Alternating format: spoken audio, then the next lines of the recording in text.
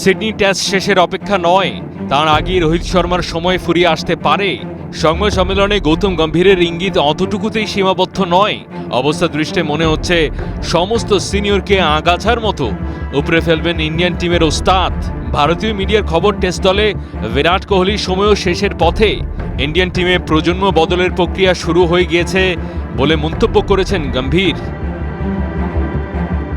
চলতি টেস্টে বিশ্ব চ্যাম্পিয়নশিপের চক্র শেষ হবে সিডনিতে। পরবর্তী চক্র শুরু হবে জুন মাসে। তখন রোহিত শর্মার বয়স হবে ৩৯ এবং কোহলির ৩৬। এমন পরিস্থিতিতে তাদের দুজনেরই আগামী বিশ্ব চ্যাম্পিয়নশিপ চক্রে পুরো সময় ধরে খেলা কঠিন হবে বলে মন্তব্য করা হচ্ছে। ফলে তাদের বাদ দিয়েই ভবিষ্যতের দল গঠনের চিন্তাভাবনা শুরু হয়েছে।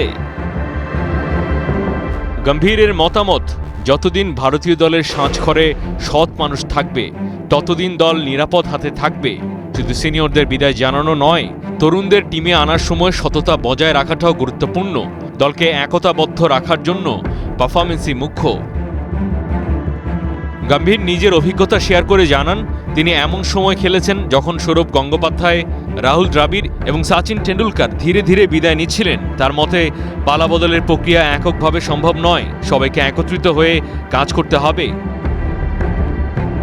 সিডনি টেস্ট শুধু চলতি চক্রের সমাপ্তি নয়, এটি ভবিষ্যতের দিক নির্দেশ করারও মঞ্চ হতে চলেছে।